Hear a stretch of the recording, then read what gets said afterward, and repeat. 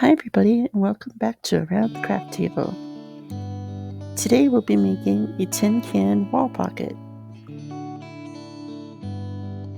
We're going to need, obviously, a tin can, some Mod Podge, a napkin or scrapbook paper,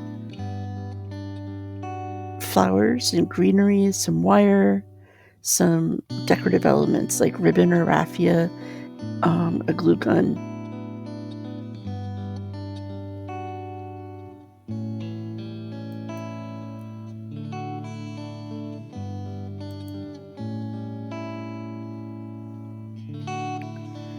Okay, so the first thing that you're going to want to do, and you can use any size can that you want, the first thing you're going to do is make sure that you cut off both ends. My can opener is the kind that has like the smooth edge to it so that it's not sharp. So if you're using a regular can opener, you might just want to be careful with the edges. They'll be sharp, obviously. I'm going to take off the label, and then we're just going to squish it. You can do this by gently pushing just the one section.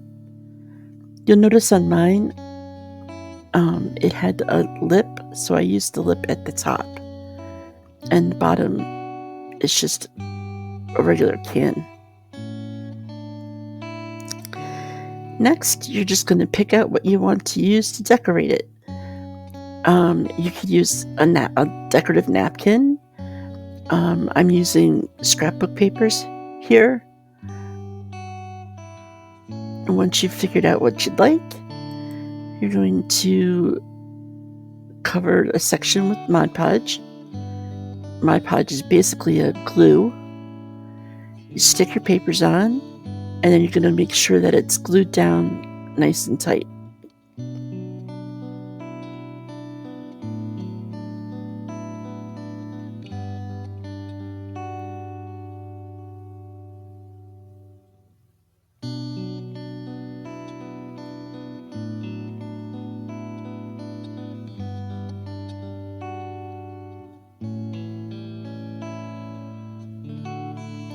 Okay, you're just going to keep going until you get all of the papers on that you like.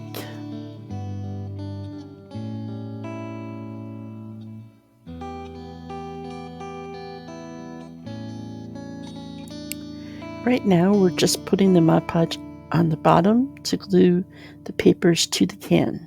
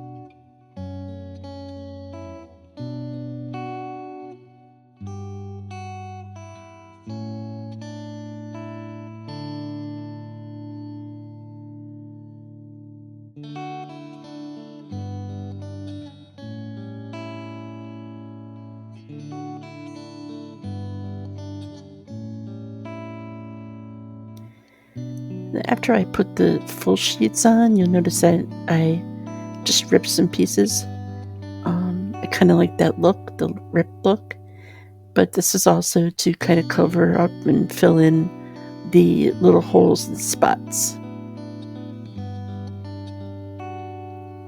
And I just added some extra because, like I said, I like the look of it, the ragged edges.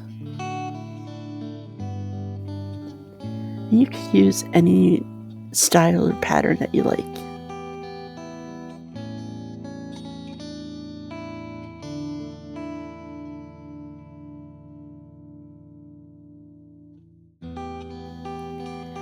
Okay, once you have all your pieces on it, I just took my heat gun and dried it up a little bit.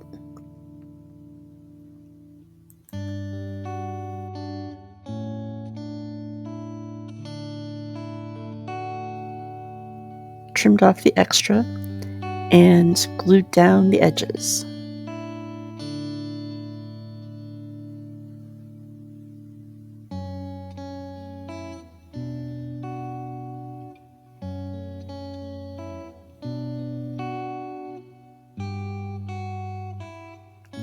And you don't have to worry, the Mod Podge will dry clear, so you're not going to see like all the goops and stuff.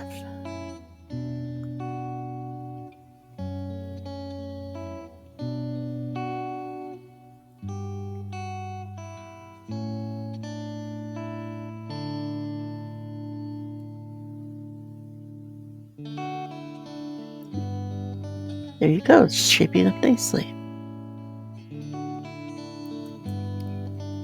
Now, once you have the whole thing covered and looking the way you like it, it's time to seal it. And you're just going to cover the entire thing with Mod Podge. And like I said, don't worry, it'll dry clear. The kind that I'm using, the Mod Podge that I'm using, is a matte, so it won't be very shiny. You can also get it in a gloss if you want to add some gloss and shine to your project. So you're just going to make sure the whole thing is covered, and then it's important to make sure it dries completely. I just used the jar to hold it up. Then I let it set a couple of hours, I think. You're just going to want to make sure that everything is good and dry. So we're going to add a little handle. I'm using my Crocodile 2 to put holes in the tin can. And I have some black wire that I'm going to make a handle out of.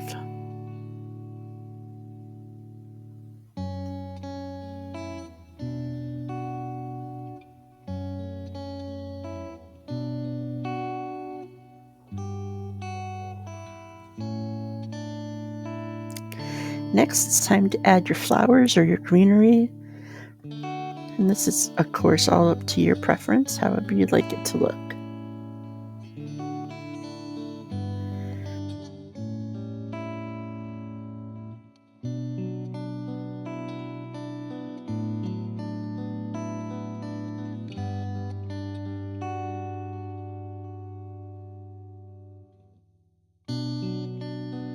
And then I started to play around a bit with some embellishments.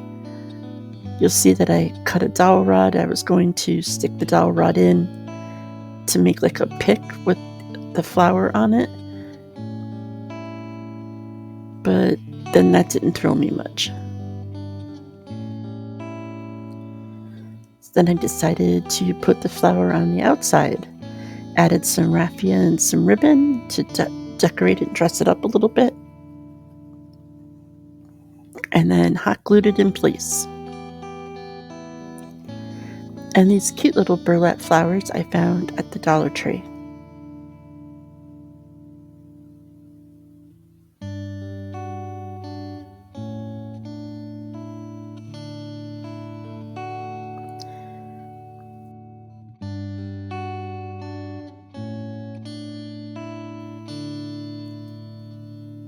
And there's your finished project.